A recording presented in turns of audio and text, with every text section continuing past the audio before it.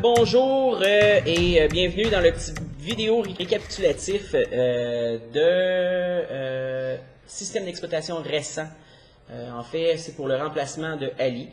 Ce qu'on a vu aujourd'hui, c'est tout l'aspect sécurité et la journalisation aussi du pare-feu de Windows. De Windows 7 et toute l'espèce de les nouvelles fonctionnalités reliées au pare-feu aussi.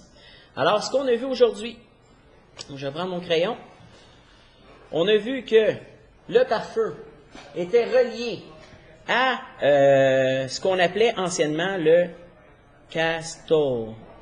Maintenant, on l'appelle les emplacements.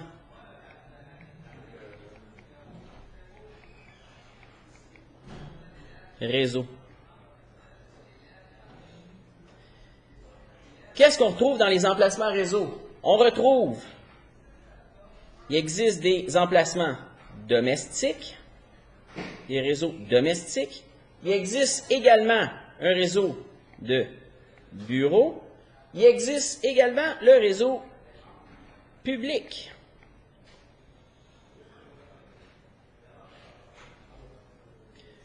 Ça a un lien direct avec la configuration du pare-feu.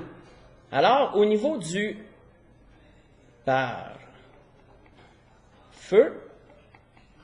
on retrouve des profils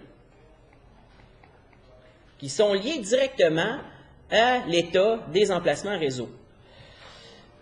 On retrouve dans les profils le profil de domaine. On retrouve le profil privé et on retrouve également le profil public. Alors, au niveau du pare-feu, si j'ai placé mon ordinateur pour réseau domestique ou de bureau, soit un ou l'autre, mon pare-feu va se configurer pour utiliser le profil privé. Si j'ai placé mon emplacement sur réseau public, évidemment que mon pare-feu, c'est relié au profil public. Il y a, au niveau du domaine, si je suis en profil domaine, c'est parce que je suis contrôlé par un contrôleur de domaine. Ça veut dire que je suis configuré pour ne pas être dans un groupe de travail, mais dans un domaine. C'est bon? Fait que là, c'est beau toute cette théorie-là. On va aller voir ça maintenant en pratique.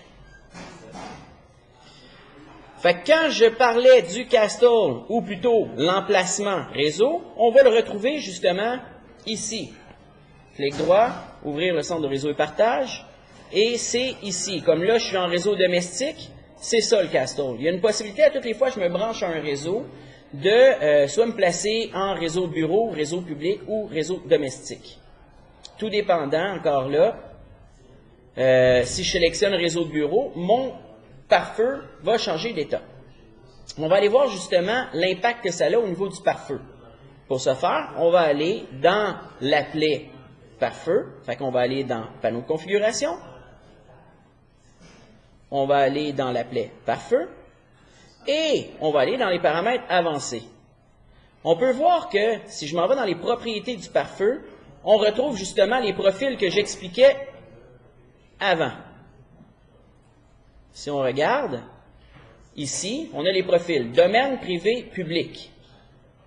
Si je m'en vais voir, j'ai domaine, privé, public. C'est bon? On va aller voir ici, je suis seté comment? Je suis seté pour être, ouvrez le centre, je suis dans un réseau de bureaux. Présentement, je suis dans un réseau de bureaux. Fait que si mes explications sont bonnes, si je suis dans un réseau de bureaux, ça veut dire qu'au niveau du pare-feu, je suis au niveau du profil privé. Fait qu'on va retourner sur le bureau. Ici, dans mes configurations, il faut que j'aille dans profil privé. À partir de là, il y a une possibilité de journaliser. C'est ça qu'on a vu ensemble. Il y a une possibilité de journaliser toutes les communications afin de faire un diagnostic soit un logiciel qui est bloqué par le pare-feu ou peu importe, on l'a vu ensemble. Fait que je vais juste faire une révision là-dessus. Fait qu'on s'en va dans personnaliser, la journalisation. On s'en va dans parcourir. On peut voir ici que par défaut, avant de parcourir, là, par défaut, le pare-feu va enregistrer les informations dans le C:2.Windows System 32 log file, firewall et pfirewall.log. P pour privé firewall. C'est bon? Et présentement, si on irait le voir, il n'y aurait rien. Parce que ici, si on regarde, enregistrer les paquets ignorés, non. Enregistrer les connexions réussies, non. Fait qu'il n'enregistre rien présentement. Fait que ici, nous, on va le changer pour faciliter la lecture du fichier log. On va aller lui dire sur le bureau, bon, tu sais, on pourrait laisser pfirewall pour privé, dans le fond. On pourrait même le changer pour mettre privé. Et on va l'enregistrer. Et on va lui dire d'enregistrer les paquets ignorés, oui. Enregistrer les paquets réussis aussi.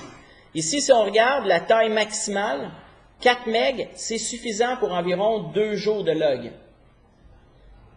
Fait qu'on peut l'augmenter ou le réduire selon le besoin. OK? OK.